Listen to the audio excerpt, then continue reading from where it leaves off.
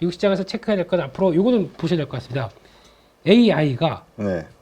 미래라고 생각했는데 이게 AI에 대해서 돈 버는 AI가 돼야 되거든요. 그렇죠. 예, 이게 안 되다 보니까 지금 대한한테 나한테 실망감을 줬어 이러고 있습니다. 네, 그래서 요거 변화가 나오다 보니까 그에 따라서 미국 시장 기술적으로 쫙 밀렸던 거 일단 엔비디아는 좀 회복했고요. 예, 나머지 종목들이 여기서 이제 관건이 그거 같습니다. 어차피 지금 우리가 알고 있는 거는 B2C 쪽으로는 모릅니다. B2C 쪽으로는 이제 애플이 뭔가를 보여주면서 이제 우리도 이제 AI가 이렇게 우리 생활에 다가오는구나라고 보는 첫 스타트로 저희가 알고 있기 때문에 그쪽까지 전에는 저희가 알고 있는 건 다 B2B입니다. 그러니까 뭐 지들끼리 AI 훈련시키고 그다음에 답 내놓기 위해서 여러 가지 투자한다고 하는데 투자하는 과정 쪽에서 돈 버는 회사가 있어야 될 거 아니냐 하는 쪽에서 아직까지는 엔비디아하고 뭐 몇몇 회사들 나온다고 하더라도 여기 되는 줄 알았는데 못 간다라고 하게 되면 실망감도 마찬가지로 주가가 올라온 만큼 크다란 걸 보여줬다는 하나의 예시 같습니다. 그렇기 때문에 이런 부분들은 앞으로 돈 못 번다 그러면 이게 가차없이 시장에서 막 밸류도 마찬가지고 다 깎아버릴 것 같습니다.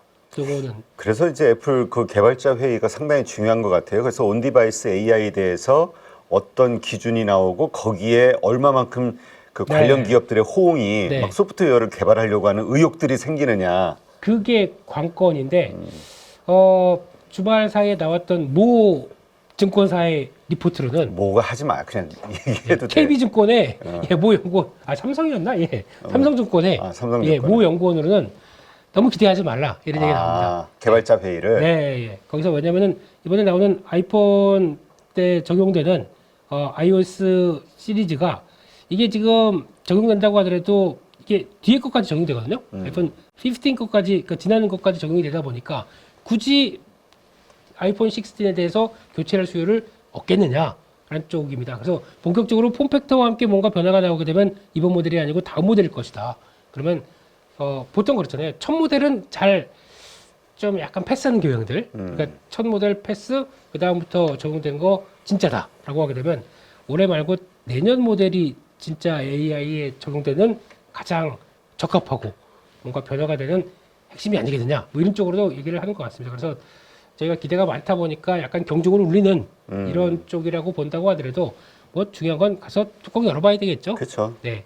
그래서 아직까지 저희도 핸드폰에서 삼성 거는 대화형이란 거에 부족하지 않습니까? 그냥 가장 그래도 뭐 번역하고 이렇게 한번 그려봤는데 거기서 이제 뭐 결과 내오고 그건 이제 구글 쪽에서 LLM 쪽을 쓰다 보니까 나온다고 하더라도 여기서 이제 나오는 거는 그럼 아이폰은 어떤 식으로 그러니까 얼만큼 더 삼성도 한 축이고 애플도 한 축이다 보니까 여기서 나오는 거에 첫 번째가 이제 시리 이걸 통해서 응답형으로 어떻게 잘 할 것이냐. 뭐 저희가 알고 있는 요약하고 번역하고 이런 건 알겠는데 그 이상으로 뭔가가 보여줘야 좀 개발 좀 해서 돈 좀 벌어야지라고 하는 소프트웨어적인 변화가 나올 것 같고 두 번째가 앱스토어 이쪽 가서 뭔가 변화가 나오기 시작해야 되겠죠. 그러면 아까 말씀드렸 대로 진짜 아이폰에 들어가서 돈 좀 벌어야지라고 하는 소프트웨어의 접근들이 확 변화가 될 수가 있겠죠. 그래서 요거에 시초가 될지 그냥 실망감을 줄지 요거는 공개하는 거 봐서 대응을 해야 될 것 같습니다. 그렇게 일단 봐야 될 것 같고요. 또 보니까 국내 증시는 이게 뭡니까? 예. 갭상승 나왔다가 다 빼버리는 거. 네, 이거를 5월 말일 날 보여줬는데 힘이 없어요, 한국이. 네, 근데 코스닥은 조금 났어요, 변화가. 예, 그래서 물론 MSCI 관련돼서 대표 주자들이 몇 개가 들어오다 보니까 양봉으로 조금 낮긴 했는데 이거 해봐야 저 밑에서 움직이는 거고 그리고 그다음에 그냥 패턴만 보게 되면 거래 늘어난 건 괜찮습니다. 네, 밑에서 거래 늘어났다라는 것들 괜찮은데 이게 오늘 시장에서 어떤 변화를 가져갈지 봐야 될 것 같고 중요한 거는 5월 말일까지 니네들 팔 거 있었으면 다 팔고 그 다음에 변화가 된다 그러면 오늘부터는 현물에서 매도가 그렇게 많이 나오면 안 될 것 같은데 근데 지금 보니까 그런 기사가 있습니다. 외국인들은 5개월 만에 지금 한국뿐만이 아니더라고요. 신흥국 시장 쪽에서 자금을 회수하기 시작했다라고 얘기를 하기 시작합니다. 그러면 이게 무슨 얘기일까 싶게 되면 자금 회수가 이제 본격적으로 되는 거냐 아니냐에 대한 분위기가 지금부터 확인돼야 될 것 같은데 그러다 보니까 글로벌 주식형 펀드 동향들을 살펴보니까 영향이 있긴 있었어요. 일단은 미국은 강력합니다. 아직까지도 북미는 6주째 지금 66억 달러 돈 들어오는 거 보면 미국은 괜찮다라고 봐야 될 것 같은데 유럽은 2주 만에 자금 빠져가기 시작하고요. 2주 만에 이탈하기 시작하면서 한 15억 빠지기 시작하고 그러니까 대만도 무늬만 유지됐어요. 0.1억 유지됐고 근데 중국은 또 유출되기 시작합니다. 중국이 한 주 만에 8억 6천 그리고 한국은 마찬가지로 6억 8천 의외로 한 주 만에 이 정도 그러니까 왔다 갔다 하고 있더라고요. 한국 쪽은. 그러니까 이렇게 되기 시작하게 되면 신흥국의 대표 주자들 같은 경우는 자금이 이탈된다 뭐 이렇게 얘기할 수 있는 부분들이죠. 그래서 이게 지속되느냐에 따라서 시장 분위기 어차피 지금 외국인들 파는데 저희가 뭐 받거나 뭐 어떻게 할 수 있는 쪽이 없지 않습니까? 그렇죠. 네, 그래서 우리도 빠져나가는데 뭐 개인들도. 그렇죠. 네. 파셨습니까, 대표님? 파시면 안 됩니다 지금. 아니, 나는 올해 올해 판 게 없어요. 난 그냥 그대로 가지고 있어. 아, 이 끝이 어딘가 난 한번 끝을 보리라. 좀 이렇게 좀 움직여 주셔야 되는데 그래도 이렇게 좀 예. 나중에 밥 한 끼 사줘요. 잠깐만요. 예. 봉투가 예. 한국에서 장기 투자하면 이렇게 된다. 밥 한 끼 줍시오. 장기도 손상됩니다. 이렇게 되다가 예. 아이고. 그냥 스트레스 그냥 완빵 네. 네, 이런 상황들인데 일단 그래도 어떻게 하겠습니까? 버틸 건 버티고 또 챙길 건 챙겨야 되는 게 한국 시장인 것 같은데요.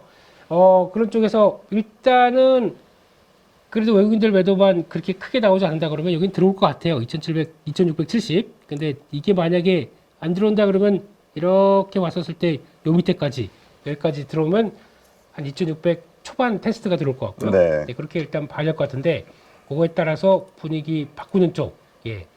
어떻게 나올지 좀 보셔야 될 것 같고 게다가 또 보니까 데이터 중에서 그게 많이 움직였습니다. 해운 쪽에서 변화가 좀 강한데요. 지금 해운 쪽이 의외로 지금 변화를 봤을 때 상하이에서 네. 지금 미국 서부까지 롱비치죠. 많이 LA 롱비치까지 들어갔는데 4월 말에는 컨테이너 한 개당 3,175달러였다고 합니다. 지금은 5월 말은 얼마냐면은 6,168달러. 그럼 이게 지금 거의 2배 오른 거예요. 한 달 만에. 아, 그러네. 엄청난 거거든요. 그러네. 예, 그래서 이거는 그다음 SCFI 같은 경우도 이제 3,000선이 넘었습니다. 그러면 또 그러니까 매주 금요일마다 발표가 돼 이게. 그러니까 이렇게 되면은 지금 가파르게 올라가는 운임 이거는 일단은 미국에서도 운임 올라가는데 그러면 어차피 비용들은 다 소비자 물가에 전가될 거 아닙니까? 이거는 그렇게 썩 좋은 소식이 아닌데 이렇게 되면은 지금 어떤 변화가 나오냐면 홍해 쪽에 당연히 지금 계속 뭐 접근하면 다 공격한다. 그렇죠. 이러고 있고 또 하나가 이게 또 문제더라고요. 미국이 이제 관세를 쌓았지 않습니까? 가기 전에 밀어내기. 관세 받기 전에 빨리 통과해서 가야 관세 적용 안 받는다. 그래서 밀어내기를 하다 보니까 이게 일시적으로는 쫙 올라가는 게 있는데 그럼 그 다음부터도 계속 운임이 그렇게 강하게 있느냐? 이게 이제 관건이거든요. 지금 아주 지난 2주 동안 되게 세게 올라가 있습니다. 이게 요거 끝나고 나서 6월 10일인가 끝나고 나서부터는 관세 적용하는 시기죠.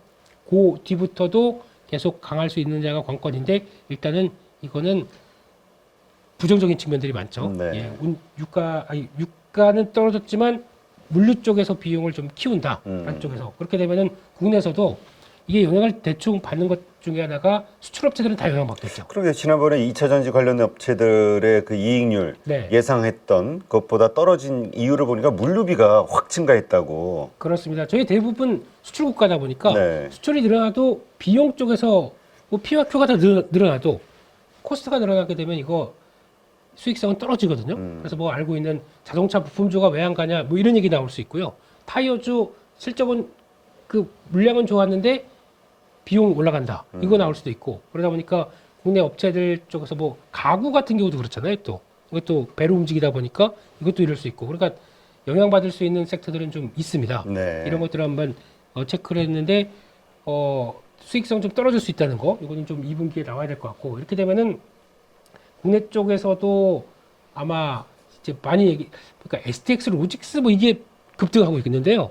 이쪽보다는 원래는 HMM 이쪽이 컨테이너 선과 관련된 쪽에서 영향을 받는데 그렇죠. 예, 생각보다 더디긴 한데 이런 게 반영되는지. 근데 물론 CB 전환 물량에 대한 부담감은 있겠지만은 이게 한 번 더 레벨업 되는지 그런 참 것들. 주인이 없다는 거가 그게 문제죠. 그게 문제인 게 예. 왜냐면 불안하니까 네. 언제 뭐가 어떻게 될지 몰라가지고 예. 이왕 살 거면 뭐 대한해운을 사지 아니면 뭐 딴 걸 사지. 근데 정확하게는 이쪽에 대한해운이 그 분양 수익이 있다 보니까 일단 실적은 괜찮습니다. 근데 BDI가 움직이는 것 따라서 더 반영할 회사들도 있는데 해운 쪽이 이렇게 나온다. 그러면 뭐 그래도 종목들이 그냥 붙어볼 게 막 들썩들썩 하긴 할 것 같거든요. 그런데 이것도 한 2주 정도 뒤에 그 운임 지수가 이제 꺾이게 되면 그건 또 변화가 다를 수 있기 때문에 중국 때문이라고 좀 크다고 봐야 되겠죠. 근데 참 이번에 그 수출 무역 그 동향 나왔잖아요. 네. 우리가 이번 달 그러니까 4월 달 같은 경우는 5월인가요? 네. 그 5월간 그 대미 수출보다 대중 수출액이 네. 좀 더 증가했다. 네. 이것이 가져온 그러니까 대중 관련 어떤 그 물류 쪽 네. 이쪽이 좀 어떻게 움직일 가능성이 있는 건가요? 호재가 될 가능성이? 그거는 뭐 호재보다 중국이 이제 또 하나 보게 되면은 그 제조업 지표가 좀 꺾였습니다. 아. 네, 49점 몇 대로 그러니까 관방성에서 발표하는 거죠. 이게 이 3개월째 밑으로 꺾이다 보니까 요거는 계속 좋아질지는 좀 봐야 될 것 같거든요. 그래서 그거는 뭐 체크를 해야 될 것 같고요. 네. 수출 얘기 하셨으니까 수출 얘기 좋아진 거 한번 보게 되면은 뭐 다 아시는 것처럼 D램, 낸드 다 좋았습니다. 다 좋았는데 여기 이게 끌어내는 게 SSD가 생각보다 좋았던 것 같고요. SSD 거의 최고치더라고요. 네, 그래서 요거 나오기 시작하게 되면 뭐 저희가 알고 있는 한양디지텍, 삼화전기 뭐 이런 거, 예 그리고 테스 이거 테스도 자리 좋더라고요. 보니까 지금 테스가 많이 최근에 많이 밀렸거든요. 여기까지 아, 내려왔는데, 많이 내려왔네. 네. 근데 이건 중요한 거는 오늘 삼성전자에 대한 그러니까 오늘 뭐 반도체 쪽에서 데이터 좋은 거 많습니다. 많은데 삼성전자가 자리를 잡아줘서 나머지 종목들이 이끌 수 있는지 변화를 봐야 되겠죠. 그거 한번 체크를 해야 될 것 같고 그러면 플레이가 가능합니다. 네. 그밖에 또 쿼츠 쪽도 좋았습니다. 원익쿼츠 이것도 영양 QNC죠. 예, 이것도 데이터 좋다 보니까 나올 수 있는 것 같고 게다가 반도체 재고량이 10년 만에 최저치로 가고 있다. 이렇게 나옵니다. 이건 또 좀 긍정적인. 이러면 또 우리 또 삼성전자에 대해서 또 다시 한번 그런데 응원을 해줘야 되는데. 예, 그런데 왜 주가가 이 모양이냐고요. 예, 이렇게 돼 있냐고요. 그러니까. 예. 그러니까 이런 걸 다 무시하고 뭐 외국인들은 어차피 좀 길게 보면서 어떤 업황과 보는 투자는 단기 수급 한 번입니다. 가격 싸졌으니까 삽니다. 이렇게 대응할 수 있는데 네. 제가 보기에는 매도보다 매수가 유리합니다. 그게 맞는 것 같은데 일단 견디는 시간, 수급 견디는 시간 뭐 이런 거는 좀 더 지켜봐야 될 것 같은데 그렇게 보셨으면 좋겠고 그밖에 배터리도 지금 NCA 계열들, 그러니까 NCM은 벌써 바닥 찍고 돌아선 지가 살짝 되는데 NCA도 드디어 좋아지기 시작하는 모습들 나오기 시작하고요. 그래서 느리지만 그러니까 규모상으로는 예전에 못 미치죠. 근데 저점을 찍고 선행 돌아가느냐 이런 쪽으로 봤을 때는 나쁘지 않다라고 봐야 될 것 같고 수 쪽에서 괜찮은 거 TCC 스틸 이쪽 괜찮았고 테이펙스 괜찮았다고 보여집니다. 다 최고가 찍은 스타일이더라고요. 괜찮은 것 같고 화장품도 워낙 좋았고 말씀하셨듯이 화장품 쪽은 중국 쪽이 괜찮다 보니까 괜찮은 걸로 나오고 미용기기 쪽에서 비올 좋았다고 하고 있고요. 그밖에 TNL 이것도 의외로 잘 나왔습니다.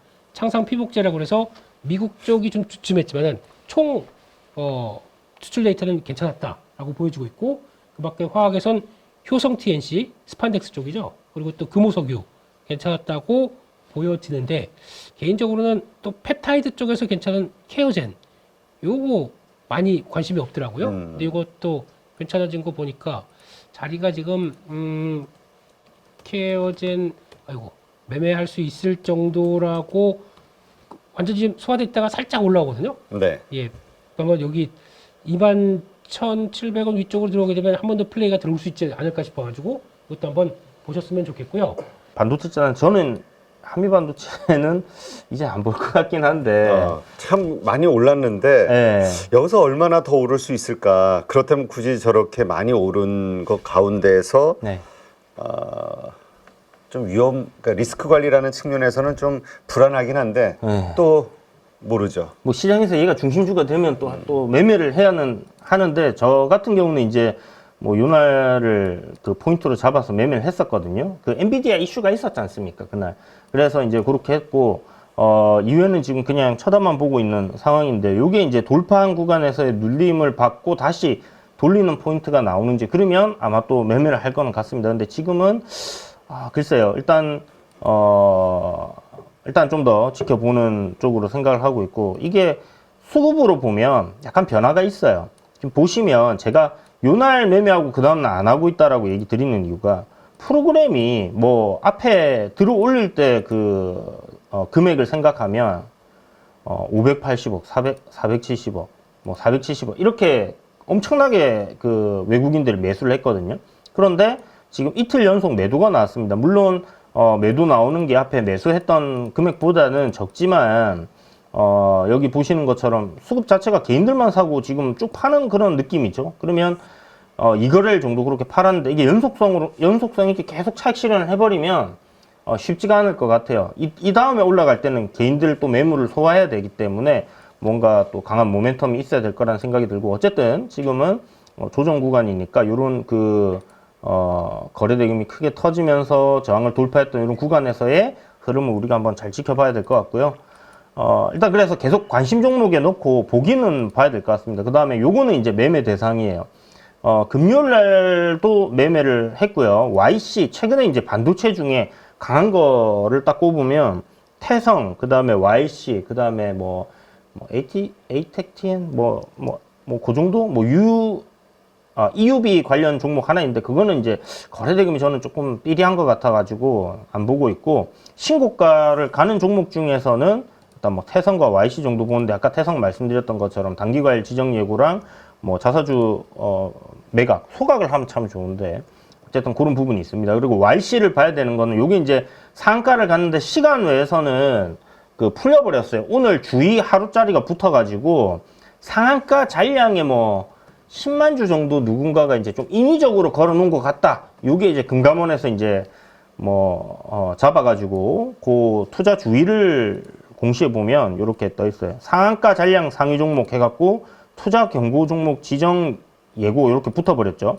그래서 요런 거 붙으면 당연히 살짝 투심이 밀릴 수 있습니다. 그러면 아침에 조정이 나오면 저는 이게 신고가 흐름으로 가고 금요일날 굉장히 강한 모습을 보여줬기 때문에 바로 죽을 거다는 생각이 안 듭니다. 조정 이후에 반등이 굉장히 강하게 나올 거다라고 생각을 하고 있고, 그게 이제 어떤 구간에서 반등을 줄 수 있을까라고 고민을 해본다면, 뭐 분봉상의 어떤 그 돌파했던 구간까지의 조정이 나온다든지, 요 앞에 보시면 이렇게 횡보하면서 에너지 쌓아가지고 위로 한번 쌓아 올렸잖아요. 그러면 뭐 요 박스권 내에 어떤 구간이 되겠다. 그러면 일단 17,000원이라는 라운드 피겨가 있기 때문에 요 가격대에서는 내가 한번 잘 지켜보고 돌리는 흐름이 나올 때는 공략을 해봐야지 라는 그런 전략을 짜볼 수 있을 거예요. 일단 제가 가지고 있는 그런 전략입니다. 이게 그렇게 될지 안 될지는 뭐 미래의 일이니까 뭐 3초 뒤에 무슨 일이 터질지 우리가 알 수가 없잖아요. 그렇죠. 그러면 그냥 이런